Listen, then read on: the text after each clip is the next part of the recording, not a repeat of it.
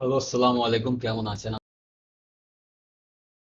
আজকে আমরা দেখতে যাব অবজেক্ট ইন্ট্রোস্পেকশন কনসেপ্টটি। অবজেক্ট ইন্ট্রোস্পেকশনটি কি, কিভাবে কাজ করে এবং কেন এটি আমাদের শেখা উচিত। অবজেক্ট ইন্ট্রোস্পেকশন সিম্পলি একটি কনসেপ্ট যেটিতে আমরা চেক করি একটি অবজেক্টের টাইপ এবং সেটির মধ্যে কি কি অ্যাট্রিবিউটস এবং মেথডস গুলো রয়েছে। আপনারা যেমনটি দেখতে পাচ্ছেন, এটি কিন্তু আমাদের গত ভিডিওর কোড। আমি আপাতত এটিকে এভাবে রাখলাম। এটিকে আমি কমেন্ট আউট করব। কমেন্ট আউট করে আমি আপনাদের একটি জিনিস দেখাতে চাই। এখানে আমরা যদি এখানে লিখি প্রিন্ট, প্রিন্ট দিয়ে আমরা যদি এর ভেতরে লিখি টাইপ, এবং আমরা এটার ভেতরে ধরুন আমরা একটি লিস্ট পাস করে দিচ্ছি।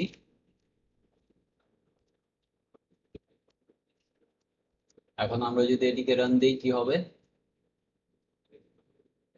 এখানে কি বলছে? Class list. এটি লিস্ট ক্লাস থেকে কিন্তু এসেছে। আমরা যে এটি টাইপটি দেখলাম, এটিও এক প্রকার অবজেক্ট ইন্ট্রোস্পেকশন। তো মূলত আমরা যখন কোনো অবজেক্ট থাকে, আমরা যেমনটি জানি পাইথনে সবকিছুই কিন্তু এক একটি অবজেক্ট। যেহেতু এটি একটি লিস্ট, এটি একটি অবজেক্ট কিন্তু।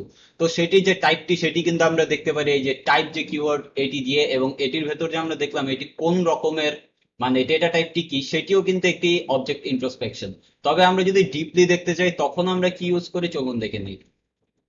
তো মূলত অবজেক্ট ইন্সপেকশনের কনসেপ্ট এটি আপনাদের আমি একটু ডিটেইলে দেখাতে যাচ্ছি। যেমনটি আপনারা দেখতে পাচ্ছেন আমাদের গত ভিডিওর কোড কিন্তু রয়েছে, যেখানে আমরা কার ক্লাস থেকে স্পোর্টস কার দিয়ে ইনহেরিট করেছিলাম। করার পর কিন্তু আমরা এখানে তিনটি অবজেক্ট ক্রিয়েট করেছি।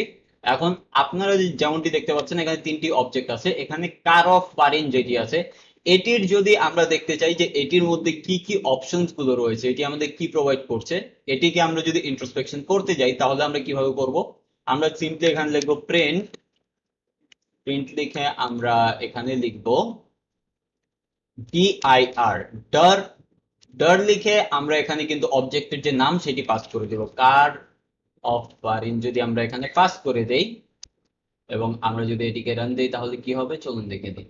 যেমনটি আপনারা দেখতে পাচ্ছেন এখানে কিন্তু কি শো করছে, অনেকগুলো মেথড কিন্তু শো করছে এখানে। যেখানে আপনার বেশিরভাগই আপনারা দেখতে পাচ্ছেন ডান্ডার মেথড। আমি আমার নেক্সট ভিডিওতে কিন্তু এগুলো নিয়ে আলাপ করব। তবে এখানে কি বলতে চাচ্ছে, আমরা যখন ডার ইউজ করি, ডার দ্বারা ইন্ট্রোস্পেক্ট করি কোনো অবজেক্টে, তাহলে এটি আমাদের বলে যায় যে কতগুলো মেথড, কতগুলো অ্যাট্রিবিউট আমি ইউজ করতে পারবো এই অবজেক্টের ভেতরে। তো যেমনটি আপনারা দেখবেন ক্লাস, ডিক, ডার, ডক, তারপর এখানে একদম শেষের দিকে এসে দেখেন যেগুলো আমরা ডিফাইন করেছিলাম, কালার, হর্ন, এইচপি মানে horse power, model, set wheel, start engine, wheels. তো এগুলো কিন্তু আমাদের ক্রিয়েট করা। তবে এগুলো কোত্থেকে আসতেছে, এই ডান্ডার মেথড গুলো কোত্থেকে আসতেছে? এগুলো হচ্ছে পাইথনের বিল্ট ইন। এগুলো নিয়ে এখনো আমি কথা বলিনি। আমার নেক্সট ভিডিওতে আমি আপনাদের বলবো যে ডান্ডার মেথড, বা এগুলোকে অনেকে ম্যাজিক মেথডও বলে থাকে, এই ম্যাজিক মেথডের কাজ কি এবং এটি কেন আমরা ইউজ করি, বা এটিকে আপনারা কিভাবে মডিফাই করতে পারেন, আমরা কিন্তু এটি নেক্সট ভিডিওতে দেখবো।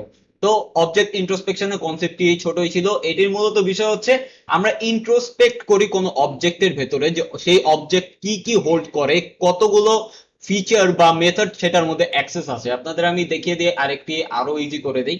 আমরা যদি এখানে লিখি কার, কার অফার, এখানে এটি দেওয়ার পর আমরা যদি এখানে ডট ক্লিক করি, এই যেমনটি দেখতে পাচ্ছেন এখানে কিন্তু আমাদের সাজেস্ট করছে যে এটির ভেতর কি কি অ্যাক্সেস রয়েছে। এটি কিন্তু হচ্ছে অবজেক্ট ইন্ট্রোস্পেক্টের মাধ্যমেই। আমাদের যে কোড এডিটর, সে বাই ডিফল্ট কিন্তু ইন্ট্রোস্পেক্ট করে ফেলছে যে এটার ভেতরে কি কি অ্যাক্সেস রয়েছে, এবং সেগুলো কিন্তু আমাদের সাজেশন দিচ্ছে।